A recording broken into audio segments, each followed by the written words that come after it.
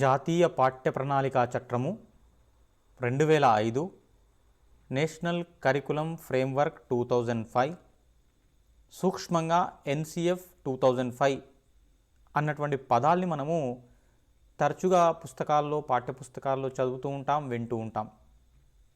Child development and పెడగాగిలో చివరి యూనిట్లో దీన్ని అంతర్భాగంగా చేయడం జరిగింది.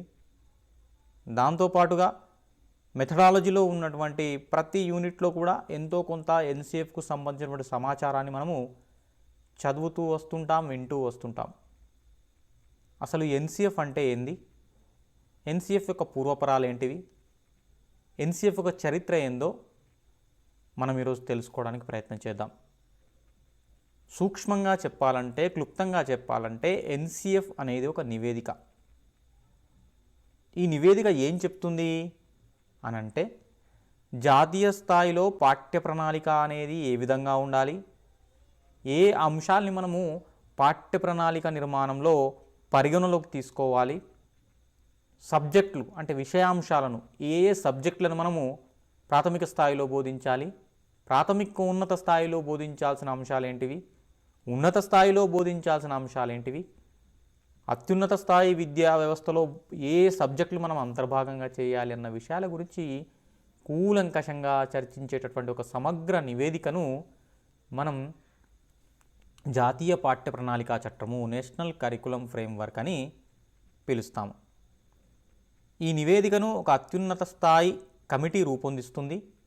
దేశంలో ఉన్నటువంటి మేధావులతో, అధ్యాపకులతో, ఉపాధ్యాయులతో, తల్లిదండ్రులతో, పౌర సమాజంతో చర్చలు జరిపి ఆ చర్చల నుంచి వచ్చినటువంటి ఫలితాలన్నింటినీ కూడా క్రోడీకరించి ఒక నివేదిక రూపంలో ప్రభుత్వానికి సమర్పించడం జరుగుతుంది. ప్రభుత్వం ఆ అంశాలపై చట్టం చేస్తుంది. ఆ అంశాలన్నింటినీ కూడా రాష్ట్ర ప్రభుత్వాలన్నీ కూడా తూచా తప్పకుండా పాటించాల్సిన అవసరం ఉంటుందన్నమాట. జాతీయ స్థాయిలో ఉన్నటువంటి పాఠ్య ప్రణాళికలో ఒక సమరూపతను తీసుకురావాలన్నటువంటి ఉద్దేశంతో ఈ ఎన్సిఎఫ్ అనేటువంటి సంప్రదాయాన్ని మన దేశంలో చాలా రోజుల నుంచి అనుసరిస్తూ వస్తున్నారు. మరి ఈ సంప్రదాయం అనేది ఎక్కడి నుంచి ప్రారంభమైంది, ప్రారంభం కావడానికి ఉన్నటువంటి నేపథ్యం ఏంది, ఎన్సిఎఫ్ ప్రారంభం కావడానికి నేపథ్యం గురించి మాట్లాడుకొని ఎన్సిఎఫ్లో ఉన్నటువంటి లోతుపాతుల గురించి మనం చర్చిద్దాం. ముందు ఎన్సిఎఫ్ యొక్క నేపథ్యం గురించి మాట్లాడదాం. మిత్రులారా, మనకందరికీ తెలుసు, స్వాతంత్ర్యానంతరం భారతదేశ విద్యారంగంలో సంస్కరణలు తీసుకురావాలన్నటువంటి ఉద్దేశంతో గత ప్రభుత్వాలు దశల వారీగా కమిటీలను, కమిషన్లను నియమించడం జరిగింది. మొట్టమొదటిసారిగా 1952-53వ సంవత్సరంలో సెకండరీ విద్యా కమిషన్ను ఆనాటి నెహ్రూ ప్రభుత్వం ఏర్పాటు చేయడం జరిగింది. దీనికి మొదలియార్ అనేటటువంటి ఒక విద్యావేత్తను చైర్మన్గా చేయడం జరిగింది. అందుకే దీన్ని మొదలియార్ కమిషన్ అని కూడా పిలుస్తారు. ఈ కమిషన్ పలు సిఫార్సులను చేసిందన్నమాట. సెకండరీ విద్యా వ్యవస్థలో, సెకండరీ స్థాయిలో ఎటువంటి మార్పులు, చేర్పులు, ఎటువంటి సంస్కరణలు తీసుకురావాలి అన్న విషయం గురించి ఈ సెకండరీ విద్యా కమిషన్ చర్చించింది. ఆ తర్వాత 1964-66వ సంవత్సరంలో శ్రీ దౌలత్ సింగ్ కొఠారి అధ్యక్షతన మరొక విద్యా కమిషన్ని ఏర్పాటు చేయడం జరిగింది. దీన్ని కొఠారి కమిషన్ అంటారు. ఈ కొఠారి కమిషన్ అనేది మన భారతదేశ విద్యారంగంలో ఒక మైలురాయిగా అభివర్ణించడం జరుగుతుందన్నమాట. తర్వాత ఈ 1964-66 కమిషన్, కొఠారి కమిషన్ ఏదైతే ఉందో, ఈ కమిషన్ చేసినటువంటి సిఫార్సులకు అనుగుణంగా 1968వ సంవత్సరంలో ఆనాటి ఇందిరాగాంధీ ప్రభుత్వం మొట్టమొదటి జాతీయ విద్యా విధానం 1968ని ఏర్పాటు చేయడం జరిగింది. కాబట్టి గుర్తుపెట్టుకోవాలి అభ్యర్థులు, మొట్టమొదటి జాతీయ విద్యా విధానం ఏ సంవత్సరంలో ఏర్పడ్డది? 1968వ సంవత్సరంలో. ఈ జాతీయ విద్యా విధానం ఎందుకు ఏర్పరిచారు అనంటే, దేశవ్యాప్తంగా పలు రకరకాలుగా ఉన్నటువంటి విద్యా వ్యవస్థనంతా ఒకే ఛత్రం కిందికి తీసుకొచ్చి ఒక రకమైనటువంటి సారూప్యతను దేశవ్యాప్తంగా తీసుకురావాలి, ప్రాంతాల వారీగా ఉన్నటువంటి విభేదాలను తొలగించేసి కరికులంలో కావచ్చు, విద్యా విధానంలో కావచ్చు ఒక సారూప్యతను తీసుకురావాలి అన్న ఆలోచనతో ప్రభుత్వం ఏం చేసింది అంటే కేంద్ర ప్రభుత్వం ఒక జాతీయ విద్యా విధానాన్ని రూపొందించింది. దీన్నే మొట్టమొదటి జాతీయ విద్యా విధానం 1968గా పిలుస్తారు. అక్కడి నుంచి మన విద్యా వ్యవస్థలో పలు సంస్కరణలు మొదలయ్యాయి. దీన్ని కూడా ఒక మైలురాయిగా అభివర్ణిస్తారు మొట్టమొదటి జాతీయ విద్యా విధానం. ఈ మొట్టమొదటి జాతీయ విద్యా విధానం సిఫార్సుల అనుగుణంగానే మొట్టమొదటి జాతీయ పాఠ్య ప్రణాళికా చట్టాన్ని 1975వ సంవత్సరంలో ఏర్పాటు చేశారు. గుర్తుపెట్టుకోవాలి అభ్యర్థులు. First national policy on education NPE 1968లో రూపొందిస్తే దాని సిఫార్సుల ఆధారంగా మొట్టమొదటి ఎన్సిఎఫ్ను నేషనల్ కరికులం ఫ్రేమ్వర్క్ను 1975వ సంవత్సరంలో రూపొందించారు. దీన్ని బట్టి మనకు అర్థమైనటువంటి విషయం ఏంటి అంటే ప్రతిసారి అంటే జాతీయ విద్యా విధానం ఎప్పుడైతే మనం రూపొందించుకుంటామో దానికి అనుగుణంగా పాఠ్య ప్రణాళికా చట్టాలు కూడా వచ్చాయి. అభ్యర్థులు ఇది గుర్తుపెట్టుకోవాలి. మొదటి జాతీయ విద్యా విధానానికి అనుగుణంగా వచ్చినటువంటి పాఠ్య ప్రణాళికా చట్టం ఏది? 1975లో వచ్చినటువంటి ఎన్సిఎఫ్ 1975. ఇదే మొట్టమొదటి ఎన్సిఎఫ్గా నేషనల్ కరికులం ఫ్రేమ్వర్క్గా పిలుస్తారు దీన్నే. తర్వాత ఒక విప్లవాత్మకమైన మార్పు జరిగిందండి భారతదేశ విద్యా చరిత్రలో. ఏంటా మార్పు అంటే 1975కు పూర్వం మన భారతదేశంలో ఏ విధంగా ఉండేది అంటే విద్య అనేటటువంటి అంశం అనేది రాష్ట్రాల జాబితాలో ఉండేది. అంటే విద్య మీద మనం ఏమైనా నిర్ణయాలు తీసుకోవాలన్నా లేదా విధానపరమైనటువంటి నిర్ణయాలు తీసుకోవాలన్నా పూర్తి అధికారం రాష్ట్రాలకు ఉండేది. కేంద్రం కేవలం మార్గదర్శకాలు మాత్రమే జారీ చేసేది. మనకు రాజ్యాంగంలో 3 జాబితాలు ఉంటాయి: కేంద్ర జాబితా, రాష్ట్ర జాబితా, ఉమ్మడి జాబితా. కేంద్ర జాబితాలో ఉన్నటువంటి అంశాల మీద కేవలం కేంద్రానికి మాత్రమే అధికారాలు ఉంటాయి. ఆ అంశాల మీద చట్టాలు చేయడం కావచ్చు, సంస్కరణలు తీసుకురావడంలో. రాష్ట్ర జాబితాలో ఉన్న అంశాల మీద కేవలం రాష్ట్రాలు మాత్రమే చట్టాలు చేయాలి. ఇక ఉమ్మడి జాబితాలో కేంద్రానికి రాష్ట్రానికి సమానమైనటువంటి అధికారాలు ఉంటాయన్నమాట. So central list, state list, concurrent list అనేటువంటి 3 లిస్టులు మనకు రాజ్యాంగంలో ఉంటాయి. అయితే 1976వ సంవత్సరంలో ఏం చేశారంటే ఒక రాజ్యాంగ సవరణ ద్వారా రాష్ట్ర జాబితాలో ఉన్నటువంటి విద్యను ఉమ్మడి జాబితాలోకి మార్చారు. గుర్తుపెట్టుకోవాలి. TRT 2018 SGT పేపర్లో వచ్చినటువంటి ప్రశ్న ఇది. ఏ సంవత్సరంలో విద్యను రాష్ట్ర జాబితా నుంచి ఉమ్మడి జాబితాలోకి చేర్చారు అని. ఎప్పుడండి? 1976వ సంవత్సరంలో ఈ మార్పు జరిగింది. ఇదొక కీలకమైన సంస్కరణగా పిలువబడుతుంది. అంటే అప్పటి వరకు రాష్ట్రాలకు ఉన్నటువంటి అధికారం విద్యపై కేంద్రానికి దఖలు పడిందన్నమాట. సో ఈ విషయాన్ని అభ్యర్థులు గుర్తుపెట్టుకోవాలి. అప్పుడు వెంటనే రాష్ట్ర జాబితా నుంచి ఉమ్మడి జాబితాకు మార్చబడిన వెంటనే చేసినటువంటి సంస్కరణ ఏంటి అంటే 2వ జాతీయ విద్యా విధానాన్ని రూపొందించడం. ఇది రాజీవ్ గాంధీ హయాంలో జరిగింది. రాజీవ్ గాంధీ ప్రభుత్వం ఆధ్వర్యంలో జరిగింది 1986లో. అభ్యర్థులు గుర్తుపెట్టుకోవాలి. మొట్టమొదటి జాతీయ విద్యా విధానమేమో 1968, 2వ జాతీయ విద్యా విధానమేమో 1986. మరి ఇప్పుడు 2వ జాతీయ విద్యా విధానం వచ్చింది కాబట్టి దీనికి అనుగుణంగా ఎన్సిఎఫ్ కూడా రూపొందించాలి కదా. కాబట్టి ఇక్కడ ఏం జరిగింది అంటే మనకు 2వ జాతీయ పాఠ్య ప్రణాళికా చట్టం అనేది 1988లో రూపొందించారు.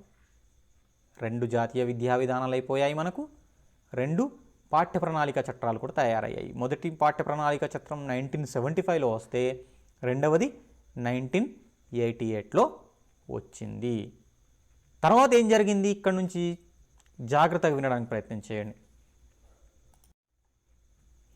తర్వాత మనకు 2వ జాతీయ పాఠ్య ప్రణాళిక చట్టం 1988లో అమల్లోకి వచ్చిన తర్వాత 1986లో ఏదైతే జాతీయ విద్యా విధానం ఉందో దాంట్లో స్వల్పమైన మార్పులు చేర్పులు చేస్తూ 1992లో ప్రోగ్రామ్ ఆఫ్ యాక్షన్ POA కార్యాచరణ పథకం అన్న పేరుతో అదే జాతీయ విద్యా విధానాన్ని తిరిగి అమల్లోకి తీసుకొచ్చారు. ఇది గుర్తుపెట్టుకోవాలి. మీకు అందరికీ తెలుసు, ఆల్రెడీ మనం జాతీయ విద్యా విధానం 2020ని చర్చించేటప్పుడు ఈ విషయం గురించి చెప్పుకున్నాం.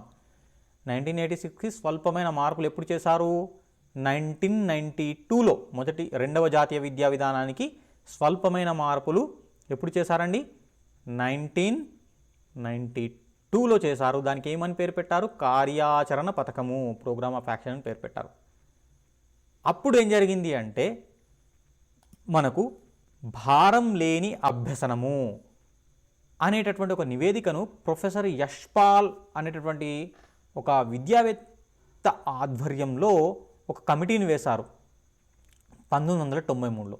దీన్నే లెర్నింగ్ వితౌట్ బర్డెన్ అన్న పేరుతో అతడు ఒక నివేదికను తయారు చేశాడు. ఇది బాగా ప్రాచుర్యంలో ఉన్నటువంటి నివేదిక. ఇది దేనికోసం వేయడం జరిగిందంటే కొండ చిలువల లాంటి సిలబస్ను పెట్టుకొని విద్యార్థుల్లో పరీక్షల ఒత్తిడి ఉంది, పరీక్షల భయం ఉంది, సిలబస్ అనేది చాలా భారంగా అనిపిస్తుంది, పుస్తకాల మూతతో విద్యార్థులు బాధపడుతున్నారు.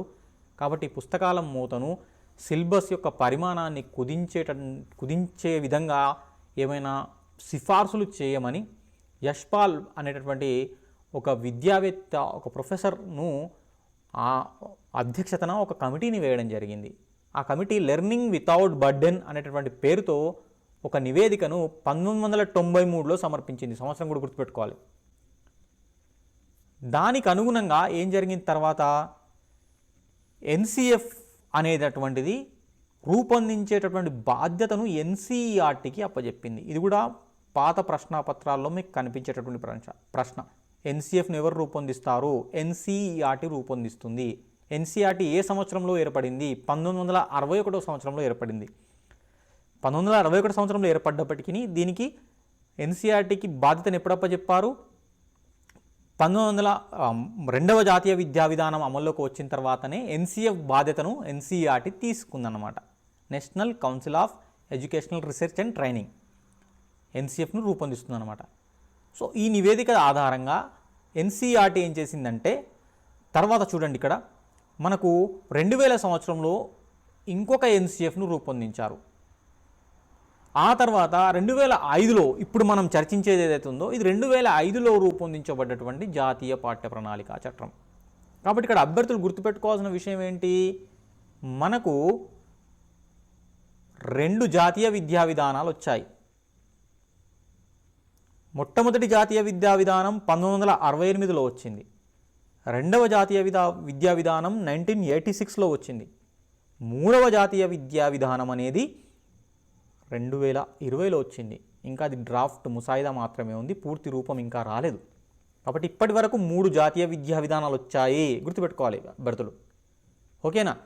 ఇక జాతీయ పాఠ్య ప్రణాళిక చట్టాలు ఎన్నిసార్లు వచ్చాయి? 4 సార్లు వచ్చాయి. మొట్టమొదటిసారిగా 1975లో వచ్చింది, తర్వాత 1988వ సంవత్సరంలో వచ్చింది, తర్వాత 2000లో వచ్చింది, చివరగా 2005లో వచ్చింది. భవిష్యత్తులో 2021 లేదా 2022లో ఎన్సీఎఫ్ వచ్చేటటువంటి అవకాశం ఉంది. కాబట్టి అప్పటికి అంటే 2022లో మనము ఎన్సీఎఫ్ 2022 అన్న పేరుతో చదువుతాం. కాబట్టి మీరు ఇబ్బంది పడాల్సిన అవసరం లేదు, ఆలోపు మీ పరీక్ష అయిపోతుంది. ఒకవేళ కనుక 2022 తర్వాత కనుక డిఎస్సీలు పడితే, టీఆర్టీలు టెట్లు కనుక పడితే వాళ్ళు ఖచ్చితంగా అదే ప్రిపేర్ కావాలి. ఆ ఎన్సీఎఫ్ను మాత్రం చదవాల్సి ఉంటుందన్నమాట అభ్యర్థులు. సో 4 ఎన్సీఎఫ్లు ఉన్నాయండి ఇప్పటి వరకు. 3 జాతీయ విద్యా విధానాలు, 4 నేషనల్ కరికులం ఫ్రేమ్వర్క్లు గుర్తుపెట్టుకోవాలి. ఇప్పుడు మనం చర్చించేది ఎన్నవదండి? 4వది. మొట్టమొదటిది ఎప్పుడు? 1975వ సంవత్సరంలో. సో ఈ అంశాన్ని మీరు గుర్తుపెట్టుకోవాలి.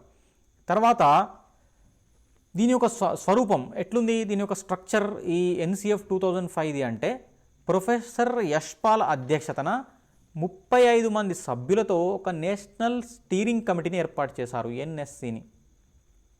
ఎన్ఎస్సిని ఏర్పాటు చేశారు. దీంట్లో 35 మంది సభ్యులు ఉంటారు. యశ్పాల్ దీనికి అధ్యక్షుడు.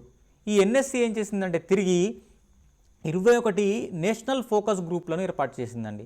ఈ నేషనల్ ఫోకస్ గ్రూప్లో ఎవరున్నారు? ప్రొఫెసర్సు, విద్యావేత్తలు, మేధావులు, అన్ని వర్గాలకు చెందినటువంటి ప్రముఖులు ఉంటారు కదా, విద్యా రంగం మీద అనుభవం ఉన్నటువంటి మేధావులు దీంట్లో గ్రూప్గా చేసి ఒక కోరంగా తయారు చేశారు. నేషనల్ ఫోకస్ గ్రూప్లు 21. వీళ్ళ యొక్క పని ఏంటి అంటే సమాజంలో ఉన్నటువంటి ఉపాధ్యాయులతో, అధ్యాపకులతో, మేధావులతో ముఖ్యంగా తల్లిదండ్రులతో పౌర సమాజంతో చర్చించి ఎటువంటి అంశాలని వాళ్ళు వెలుబుచ్చుతున్నారు, వాళ్ళ అభిప్రాయాలు ఏందో తెలుసుకొని ఆధార పత్రాలని రూపొందించడం, పొజిషన్ పేపర్స్ అంటాం. ఆ పొజిషన్ పేపర్స్ని తయారు చేయడం అనేది వీళ్ళ యొక్క ముఖ్యమైన లక్ష్యం. అట్లా 21 మనకు ఆధార పత్రాలు తయారు చేశారు ఎన్సిఎఫ్ కోసం. ఆ ఆధార పత్రాలన్నింటినీ క్రోడీకరించే మనకు ఎన్సిఎఫ్ 2005 రూపొందించబడ్డదన్నమాట. కాబట్టి గుర్తుపెట్టుకోవాలి. నేషనల్ స్టీరింగ్ కమిటీ అధ్యక్షుడేమో యశ్పాల్. ఈ ఎన్ఎస్సి ఏం చేసింది, 21 నేషనల్ ఫోకస్ గ్రూపులను ఏర్పాటు చేసింది. ఈ నేషనల్ ఫోకస్ గ్రూపుల యొక్క లక్ష్యం ఏంటండి, ఆధార పత్రాలని తయారు చేయడం. ఏ విధంగా తయారు చేస్తారు, చర్చలు జరపడం ద్వారా, సెమినార్లు, వర్క్షాప్ల ద్వారా. ఓకేనా. సో ఇది ఎన్సిఎఫ్ 2005 యొక్క నేపథ్యము. దీంట్లో చాలా బిట్లు వచ్చినటువంటి సందర్భం ఉంది కాబట్టి మళ్ళొకసారి జాగ్రత్తగా గుర్తుపెట్టుకోండి క్లాస్ విని. ఓకేనా. తర్వాత నెక్స్ట్ విషయం మనం చర్చించాల్సింది ఎన్సిఎఫ్ 2005 ఏ ఏ అంశాలని చర్చించింది. ఇక్కడ నుంచి అసలు కథ మనకు మొదలవుతుందండి. చూడండి, ఇక్కడ ఎన్సిఎఫ్ అనేది 5 అంశాల గురించి చర్చించింది. అంటే మనకు ఎన్సిఎఫ్లో ఒక రకంగా చెప్పాలంటే 5 అధ్యాయాలు ఉన్నాయి. ఓకేనా. 5 యూనిట్లు అనుకోండి లేదా 5 అధ్యాయాలు అనుకోండి, మీ ఇష్టం. 5 అధ్యాయాలు ఉన్నాయి. ఇది కూడా అడిగేటటువంటి అవకాశం ఉంది. ఎన్సిఎఫ్లో ఎన్ని అధ్యాయాలు ఉన్నాయి లేదా ఎన్ని సెక్షన్స్ ఉన్నాయి అనేటటువంటి అంశం కూడా అడుగుతారు. ఎన్ని ఉన్నాయి, 5 అధ్యాయాలు ఉన్నాయన్నమాట. అంటే ఏం లేదు, అది తాను రూపొందించిన నివేదికను ఎన్సిఎఫ్ ఏం చేసింది, 5 యూనిట్ల కింద వర్గీకరించింది. ఈ 5 యూనిట్లు ఇప్పుడు మీకు స్లైడ్లో మీ ముందు కనిపిస్తున్నాయి. ఫస్ట్ ఏందండి, దృక్పథము. ఒక రకంగా చెప్పాలంటే పరిచయం. దీంట్లో పర్స్పెక్టివ్ గురించి చర్చించారు. అంటే ఎన్సిఎఫ్ తీసుకురావడానికి గల ఉద్దేశం ఏంటి, ఎన్సిఎఫ్ 2005ను రూపొందించడానికి ఏ ఏ నివేదికలను ప్రామాణికంగా తీసుకున్నాము, ఏ ఏ నివేదికల్ని పూర్వం చేసిన నివేదికల్ని ప్రామాణికంగా తీసుకున్నాము, ఎందుకు తీసుకురాబోతున్నాము అన్న విషయాన్ని కూలంకషంగా చర్చించారు దృక్పథంలో. ఓకేనా. రైట్. రెండవ అంశం ఏంటండి, అభ్యసనం, జ్ఞానము. ఇక్కడ ఏం చర్చించారంటే లెర్నింగ్, లెర్నర్, అభ్యసనము మరియు అభ్యాసకుడు, వీటి మధ్య గల సంబంధం ఏంటి, అభ్యసన ప్రక్రియ యొక్క ఆవశ్యకత ఏంది, అభ్యాసకుడిని మనం ఏ విధంగా చూడాలి అన్న విషయం గురించి కూలంకషంగా దీంట్లో చర్చించారు. దాంతోపాటు జ్ఞాన నిర్మాణం అనేది ఒక ప్రక్రియ, ఈ ప్రక్రియ ఏ విధంగా జరుగుతుంది, ఏ ఏ అంశాలు జ్ఞాన నిర్మాణంలో కీలక పాత్ర పోషిస్తాయి అన్న విషయం గురించి ఈ 2వ యూనిట్లో చర్చించారు. ఓకేనామా. మూడవ అంశం ఇక్కడ ఏముంది, పాఠ్యాంశాలు, పాఠశాల దశలు, మూల్యాంకనం. అంటే దీన్ని ఇంగ్లీష్లో చెప్పాలంటే curricular areas, school stages and assessment. ఇక్కడ పేర్లోనే కనిపిస్తుంది మనకు పాఠ్యాంశాలు. ఎన్ని సబ్జెక్టులు ఉండాలి, అసలు పాఠశాల స్థాయిలో సబ్జెక్టుల వర్గీకరణ అనేది ఏ విధంగా ఉండాలి, సాంప్రదాయంగా వస్తున్నటువంటి ఆ పద్ధతిని అనుసరించాలా లేదా ఆధునికంగా విద్యా వ్యవస్థలో వచ్చినటువంటి అంశాలు మనం పరిగణలోకి తీసుకోవాలా, ఎన్ని రకాల సబ్జెక్టులను పెట్టాలి, పెడితే ఏ దశలో ఏ సబ్జెక్టును పరిచయం చేయాలి అన్న విషయం గురించి చర్చించారు. ఆ తర్వాత పాఠశాల దశలు ఎన్ని రకాలుగా ఉండాలి ఆ విషయం గురించి చర్చించారు. మూల్యాంకన ప్రక్రియ అనేది ఏ విధంగా ఉండాలి ఆ విషయం గురించి ఇక్కడ 3వ యూనిట్లో చర్చించారు. చాలా జాగ్రత్తగా వినండి. సోదిలాగా అనిపిస్తుండొచ్చు క్లాస్, కానీ చాలా ప్రశ్నలు అడుగుతాడు దీని మీద. ఏ అంశం ఏ యూనిట్లో అడిగారు అని కూడా అడిగేటటువంటి అవకాశం ఉంది. తర్వాత చూడండి మిత్రులారా, ఇక్కడ తరగతి గది మరియు పాఠశాల వాతావరణం. దీన్ని గురించి కూడా చర్చించారు. తరగతి గది వాతావరణం ఏ విధంగా ఉండాలి, భౌతిక వాతావరణం ఏ విధంగా ఉండాలి, తరగతి గది లోపల వాతావరణం ఏ విధంగా ఉండాలి, పాఠశాల వాతావరణాన్ని లెర్నర్ ఫ్రెండ్లీ ఎన్వైర్న్మెంట్, అభ్యాస స్నేహపూర్వక వాతావరణంగా రూపొందించాలి, విద్యార్థికి నచ్చేటట్లుగా ఏ విధంగా తయారు చేయాలన్న విషయం గురించి కూడా కూలంకషంగా ఎన్సిఎఫ్ 2005 చర్చించింది. చివరిగా సంస్థాగత మార్పుల గురించి చర్చించారండి. చివరిగా సిస్టమేటిక్ రిఫార్మ్స్ గురించి చర్చించారు. ఇప్పుడు మనము ఒక్కొక్క అంశం గురించి క్లుప్తంగా మాట్లాడుతూ వెళ్దాం. ఓకేనా. రైట్. చూడండి, నెక్స్ట్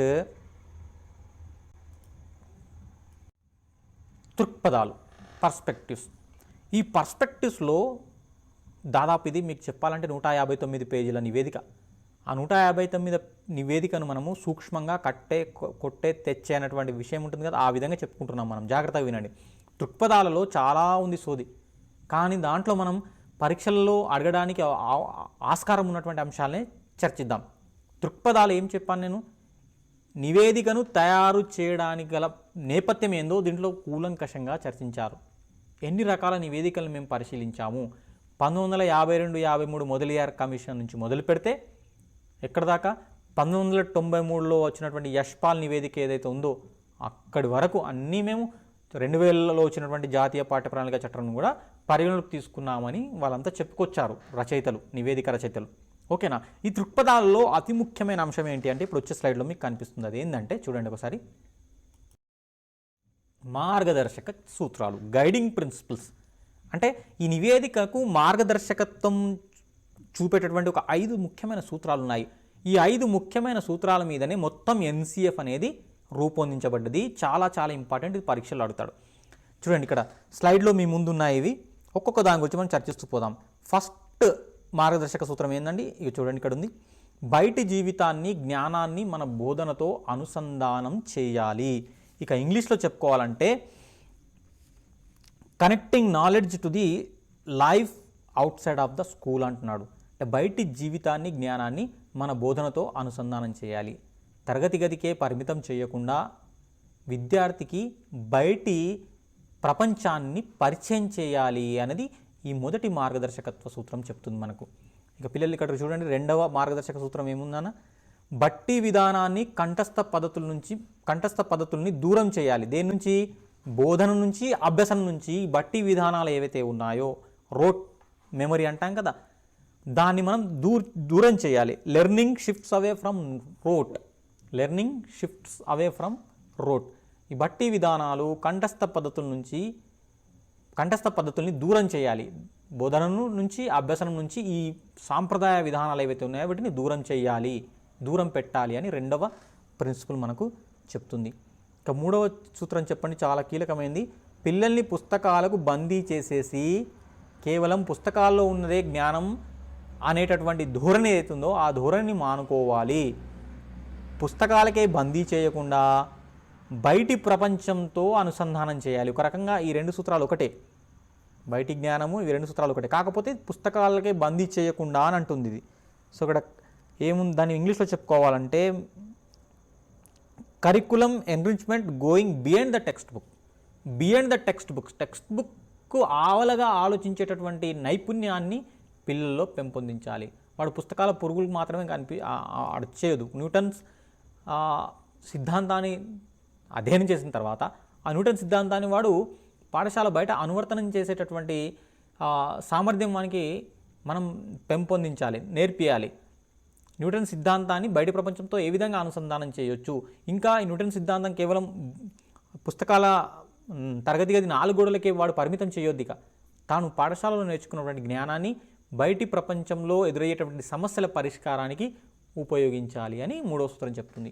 ఇక 4వ సూత్రం ఏం చెప్తుంది చూడండి, శిశువు యొక్క ఔన్నత్యాన్ని, ఆత్మగౌరవాన్ని గుర్తించే విధంగా కరికులం అనేది ఉండాలి. ప్రతి శిశువు కూడా యూనిక్, ఒక అద్వితీయుడు అన్నమాట. అవునా? శిశువుని మనము టేబులా రజా అంటాం, శూన్య ఫలకంగా భావిస్తారు ప్రాచీన విద్యావేత్తలు. కాదు, వాడు పుట్టుకతోనే కొన్ని రకాల సహజాతాల్ని, సహజ సామర్థ్యాల్ని తీసుకొని పుడతాడు వాడు. కాబట్టి ప్రతి శిశువు కూడా ఒక అద్వితీయుడే. వైయక్తిక భేదాలు అనేవి చాలా బాగా కీలక పాత్ర పోషిస్తాయి. కాబట్టి అందరి విద్యార్థులను ఒకే ఘాటన కట్టడం చాలా తప్పు విధానం. వాడికి ఆత్మగౌరవం అనేది ఉంటుంది, దాన్ని రెస్పెక్ట్ చేయాలి. ఆ రకంగా మన పాఠ్య ప్రణాళిక రూపొందించాలని 4వ ప్రిన్సిపల్ మనకు చెప్తుంది.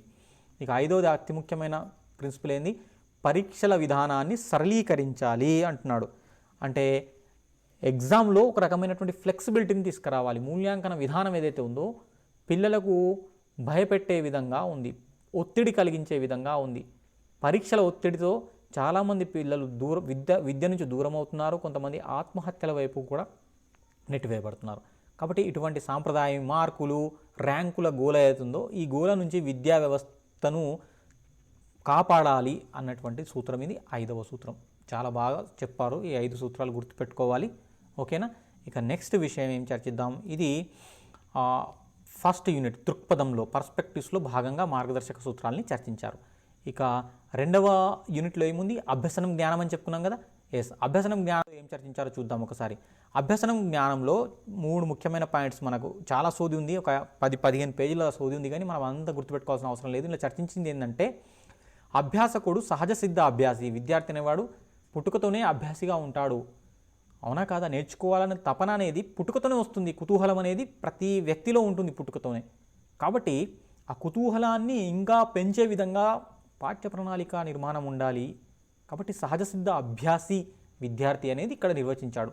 తర్వాత ఇంకో ముఖ్యమైన అంశం ఇక్కడ చెప్పాల్సింది, నిర్మాణాత్మకవాద దృక్పథానికి పెద్దపీట వేయడం జరిగింది. ఎస్ మిత్రులారా, మనకు ఆల్రెడీ తెలుసు నిర్మాణాత్మకవాదం అంటే ఏందో. ప్రవర్తనావాదము, సంజ్ఞానాత్మకవాదము, నిర్మాణాత్మకవాదము, మానవతావాదం, ఈ 4 వాదాలు ఏవైతే ఉన్నాయో దృక్పథాలు, ఇవి కీ రోల్ పోషిస్తాయి. అభ్యసనంలో కావచ్చు, జ్ఞాన నిర్మాణంలో కావచ్చు, పెడగాగిలో కావచ్చు. ఇక్కడ నిర్మాణాత్మకవాదం ఏం చెప్తుంది అంటే, ప్రతి విద్యార్థి కూడా జ్ఞాన నిర్మాతే. అంటే తన పాత అనుభవాల ఆధారంగా నూతన జ్ఞానాన్ని నిర్మించుకునేటటువంటి శక్తి, యుక్తి ప్రతి వ్యక్తిలో ఉంటాయి అన్నదే నిర్మాణాత్మకవాద సిద్ధాంతం యొక్క ముఖ్యమైన కీలక భావన. అంటే నాలెడ్జ్ కన్స్ట్రక్టర్గా లెర్నర్ని అభివర్ణిస్తుంది.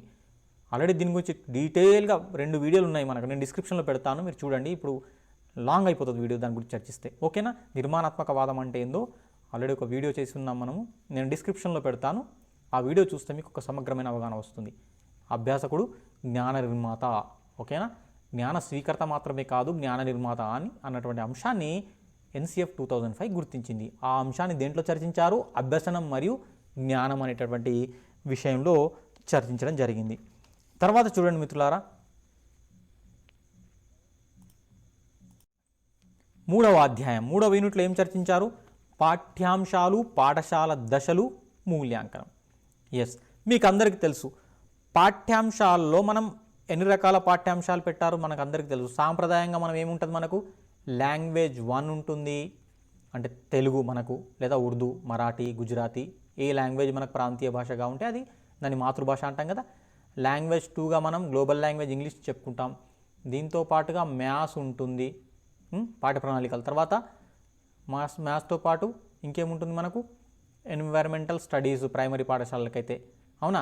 ఇవి సాంప్రదాయంగా ఉండేటటువంటివి. దీంతో పాటుగా కొన్ని నూతన అంశాలని సూచించింది. పెద్ద పిల్లలకైతే సైన్స్, సోషల్ ఉంటుంది, అవునా కదా?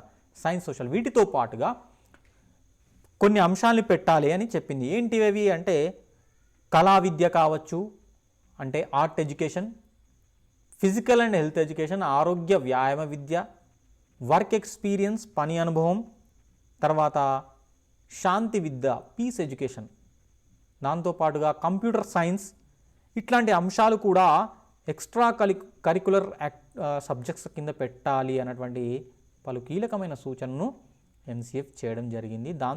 చేయడం మాత్రమే కాదు, ప్రతి సబ్జెక్ట్ కూడా ఆధారపత్రాన్ని రూపొందించింది, పొజిషన్ పేపర్స్ని రూపొందించింది. దానికి అనుగుణంగా తమ స్థానిక అవసరాలు తీరేటట్లుగా ప్రతి SCERT కూడా ఆధారపత్రాల్ని ప్రచురించింది.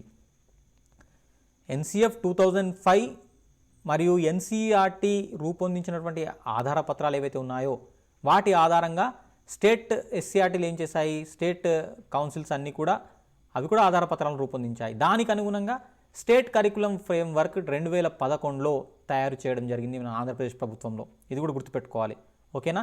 NCF 2005ని ప్రామాణికంగా చేసుకొని మనం SCF 2011ను రూపొందించాము. అప్పుడు ఉమ్మడి ఆంధ్రప్రదేశ్లో ఉన్నాం మనం, ఇంకా విడిపోలేము అప్పుడు, ఓకేనా? ఇది కూడా గుర్తుపెట్టుకోండి. సో ఇవి పాఠ్యాంశాలు. ఇక పాఠశాల దశలు, 4 రకాల పాఠశాల దశల గురించి NCF చర్చించింది. ఒకటేమో ప్రీ ప్రైమరీ, పూర్వ ప్రాథమిక విద్య, early childhood care and education, ECCE అంటాం కదా, ECCE, early childhood care and education. దీని గురించి ఇది ఫస్ట్ స్టేజ్. తర్వాత ప్రీ ప్రైమరీ ఉంటుంది, తర్వాత ప్రీ ప్రైమరీ అంటే ECCE కదా, ప్రైమరీ, తర్వాత సెకండరీ, తర్వాత హయ్యర్ సెకండరీ. గుర్తుపెట్టుకోవాలి 4 దశలు. ECCE అంటే pre primary, primary, secondary, higher secondary. దాంతోపాటుగా ఇవి నియత ఫార్మల్ ఎడ్యుకేషన్ ఫార్మ్స్, ఇవన్నీ కూడా ఇవి నియత రూపాలు. అనియత రూపాల్లో అంటే మధ్యలో చదువు ఆపేసిన వాళ్ళు కావచ్చు, నిరక్షరాస్యులైన వయోజనులు మధ్యలో చదువు నేర్చుకోవాలన్న ఆలోచన పుడుతుంది, అట్లాంటి వాళ్ళ కోసం ఓపెన్ స్కూల్స్, బ్రిడ్జ్ కోర్సుల్ని కూడా రూపొందించాలి అని NCF సూచించింది. చాలా జాగ్రత్తగా వినండి. మనము 3వ అధ్యాయంలో పాఠ్యాంశాలు, పాఠశాల దశలు, మూల్యాంకనం గురించి చర్చిస్తున్నాము. పాఠ్యాంశాలు ఏవేవి ఉన్నాయో తెలుసుకున్నాము. ఇప్పుడు పాఠశాల దశలు 4 పాఠశాల దశలు, నియత రూపాల్లో ఉండే 4 పాఠశాల దశలతో పాటు అనియత రూపాలు ఏంటివి? Open school system, bridge schools రూపొందించాలి అని ఎన్సిఎఫ్ 2005 మనకు సూచించడం జరిగింది. తర్వాత మూల్యాంకనం గురించి చాలా విలువైన అభిప్రాయాలు చెప్పింది. ఇది మూల్యాంకనం అనేటువంటి టాపిక్లో మనం వివరంగా దీని గురించి చర్చిస్తాం. మూల్యాంకనం అనేది బోధనలో అంతర్భాగంగా ఉండాలి. మూల్యాంకనం అనేది జ్ఞానాత్మక, భావావేశ, మానసిక చలనాత్మక రంగాలను అన్నింటినీ అసెస్ చేసే విధంగా మూల్యాంకనం ఉండాలి.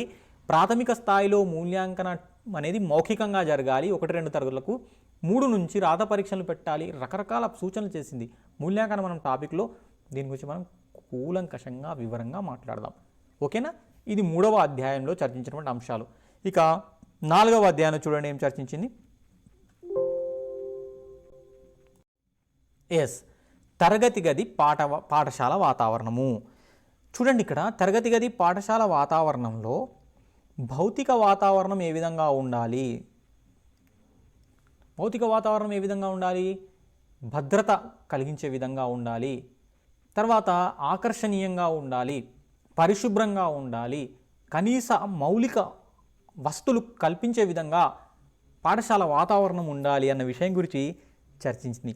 తర్వాత ఈ పాఠశాల తరగతి గది వాతావరణాన్ని రూపొందించడంలో పిల్లలందరినీ భాగస్వాములు చేయాలి అన్నటువంటి విషయాన్ని గురించి కూడా ఎన్సిఎఫ్ 2005 చర్చించింది. పిల్లల క్రమశిక్షణ గురించి కూడా చర్చించింది. తర్వాత ఈ తరగతి గది పాఠశాల వాతావరణాన్ని మెరుగుపరచడానికి తల్లిదండ్రులు సమాజాన్ని యొక్క వాళ్ళను కూడా భాగస్వాములుగా చేయాలి అన్నటువంటి ఒక కీలకమైన సిఫార్సును చేసింది. బుక్స్ కావచ్చు, ప్రయోగశాలలు కావచ్చు, లైబ్రరీస్ కావచ్చు, గ్రంథాలయాలు కావచ్చు, ICT information and communication technology అట్లాంటి వసతులు కూడా ఏర్పాటు చేయాలి పాఠశాలల్లో అన్నటువంటి కీలకమైన సూచనను ఎన్సిఎఫ్ 2005 చేయడం జరిగింది. తర్వాత ఇక చివరి యూనిట్ 5లో చర్చించిన విషయం ఏంటంటే సంస్థాగత సంస్కరణలు. దీంట్లో ఎటువంటి సంస్కరణలు తీసుకురావాలి అన్న విషయం గురించి చాలా వివరంగా చర్చించారండి.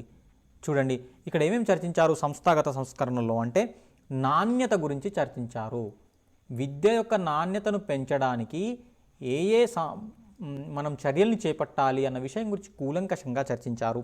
దీంట్లో భాగంగా చాలా ఇంపార్టెంట్ ఉపాధ్యాయ విద్య ఏ విధంగా ఉండాలి, ఉపాధ్యాయ విద్య యొక్క నాణ్యత పెంచడానికి ఉపాధ్యాయ విద్యలో ఎటువంటి కరికులాన్ని పెట్టాలి, ఉపాధ్యాయ విద్యలో ఎటువంటి వర్క్షాప్లు నిర్వహించాలి, సిలబస్ ఏ విధంగా ఉండాలి, ఉపాధ్యాయులకు వృత్యంతర శిక్షణ కావచ్చు, వృత్తి శిక్ష కావచ్చు ఇచ్చే సందర్భంలో మనం ఎటువంటి నైపుణ్యాలను, ఎటువంటి మెలకువలను అనుసరించాలన్న విషయం గురించి ఇక్కడ కూలంకషంగా చర్చించింది. చాలా ముఖ్యమైన అంశం ఏంటంటే చటోపాధ్యాయ కమిషన్ అనేది 1988లో ఒక కమిషన్ ఏర్పడిందండి, చటోపాధ్యాయ కమిషన్. ఇది ఉపాధ్యాయ విద్యలో తీసుకురావాల్సిన సంస్కరణల గురించి చర్చించింది.